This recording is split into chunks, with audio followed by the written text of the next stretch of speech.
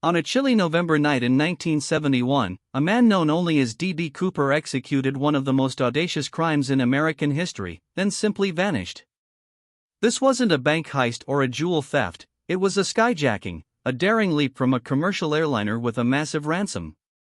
Decades later, despite one of the most extensive investigations ever conducted by the FBI, Cooper's identity and fate remain shrouded in mystery.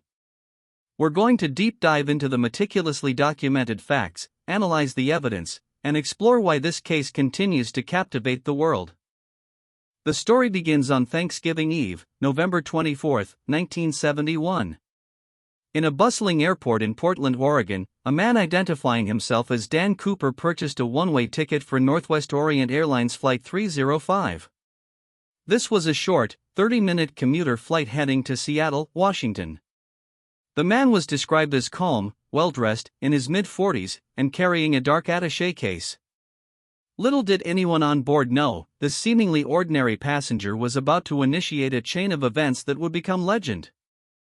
As Flight 305 ascended from Portland at 2:50 p.m., Cooper handed a note to a flight attendant, Tina Mucklow. Initially, she dismissed it, thinking it was a lonely businessman hitting on her. But Cooper insisted she read it, clarifying his intent. The note's contents quickly revealed the gravity of the situation, a bomb threat and demands. This calm, methodical approach would define his actions throughout the entire ordeal, demonstrating a level of preparation and composure that was truly unnerving. The hijacker identified himself as Dan Cooper on his ticket, though a media error later enshrined him in popular culture as D.B. Cooper. His calm demeanor was striking. Eyewitnesses described him as articulate, polite, and remarkably unflustered, even as he claimed to possess a bomb in his briefcase.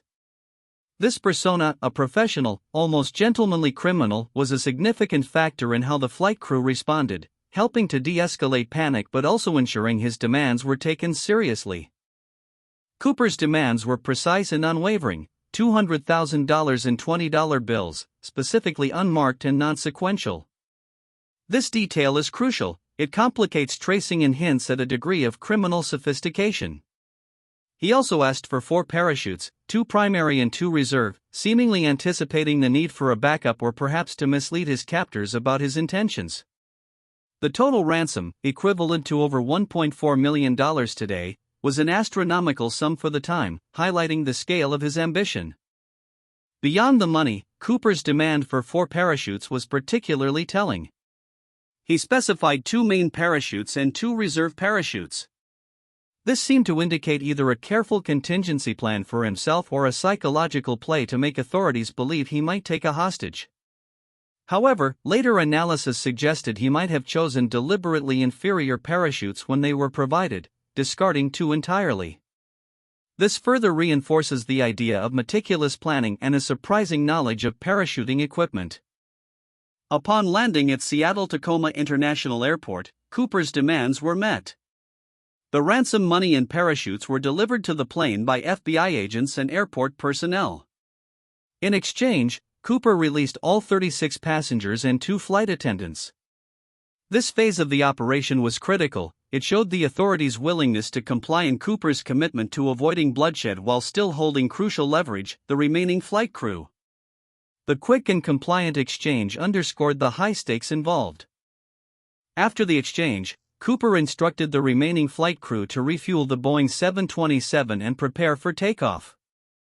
His choice of aircraft was not arbitrary. The Boeing 727 was unique for its aft airstair, a retractable stairway in the tail of the plane.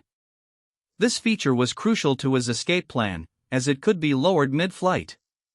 Cooper specified the flight path, southeast towards Mexico City, but crucially, below 10,000 feet, with flaps at 15 degrees, and landing gear deployed, all at minimum airspeed.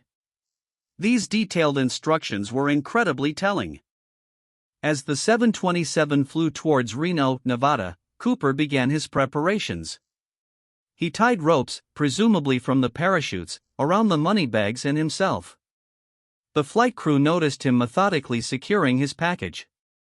Then, at approximately 8:13 p.m., somewhere over southwestern Washington, Cooper lowered the aft airstair. This was the moment of truth. His ability to manipulate the aircraft's systems, even in a basic way, demonstrated either prior knowledge or incredible composure under pressure. Air traffic controllers lost radar contact with him after the jump.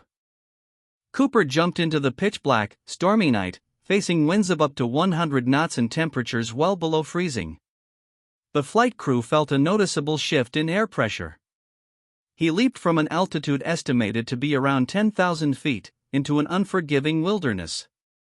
The choice of conditions suggests either a desperate, spur-of-the-moment decision or an individual highly confident in their ability to navigate extreme environments.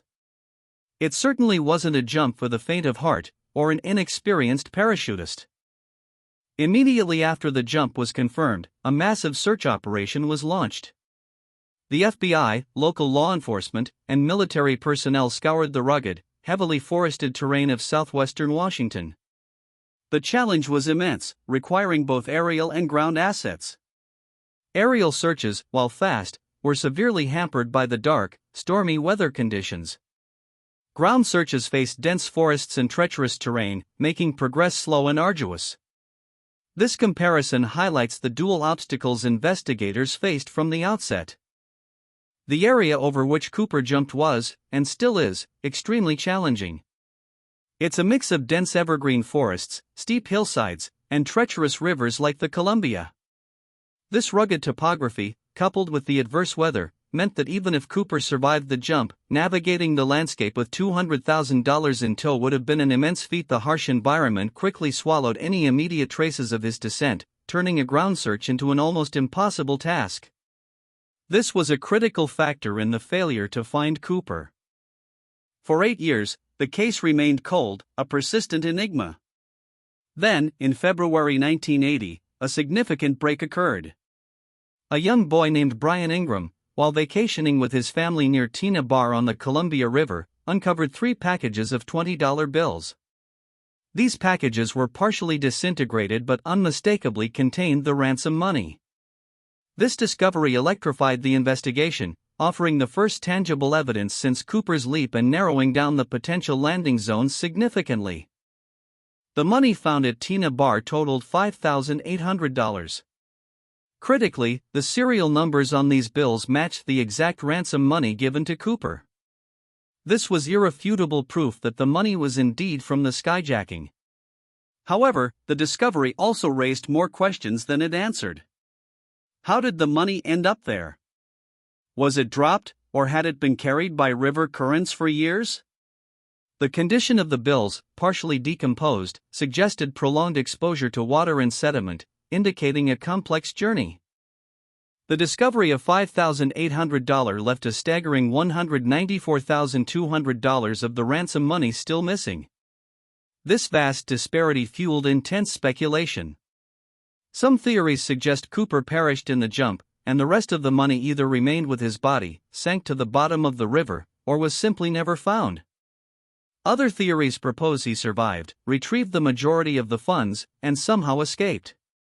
The fact that such a large sum simply vanished underlines the profound mystery, turning the case from a mere skyjacking into a modern legend.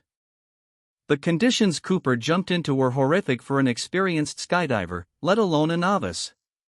Freezing temperatures, high winds, and dense darkness made a safe landing incredibly unlikely.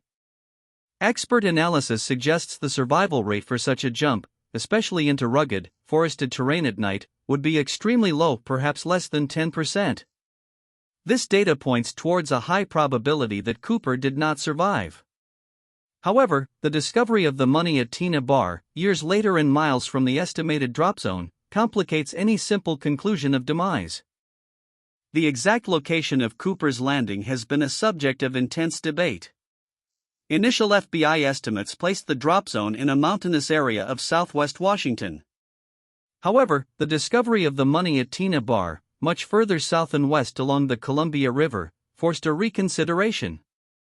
Oceanographers and hydrologists have studied river currents, dam operations, and sediment patterns to model how the money might have traveled. The prevailing theory now suggests the money was likely deposited into the Columbia River much closer to the estimated drop zone, implying Cooper may have landed further upstream or west. The D.B. Cooper investigation became one of the longest and most extensive in U.S. history.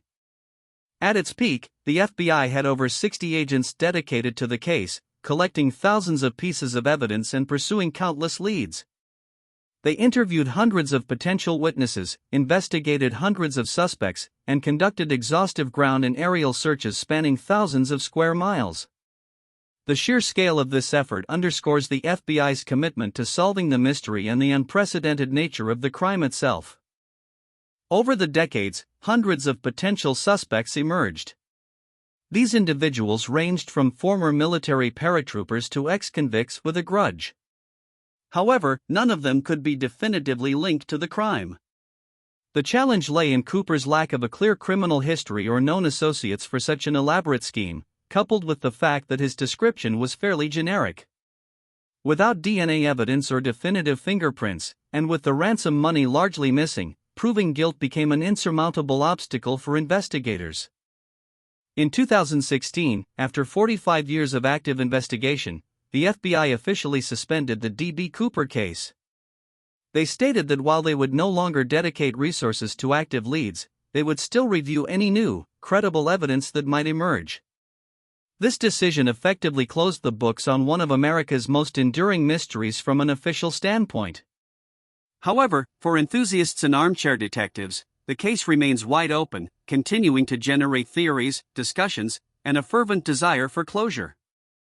The D.B. Cooper case has transcended true crime to become a significant piece of American folklore.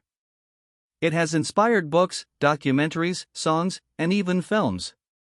The image of a daring, anonymous figure leaping into the night with a bag of money captures the imagination, embodying a spirit of audacious rebellion. This cultural impact ensures that even without a definitive resolution, the story of D.B. Cooper will continue to be told, analyzed, and debated for generations to come, a testament to its unique place in history. So, what really happened to D.B. Cooper? Did he survive the perilous jump and disappear into a new life, a millionaire outlaw living under the radar?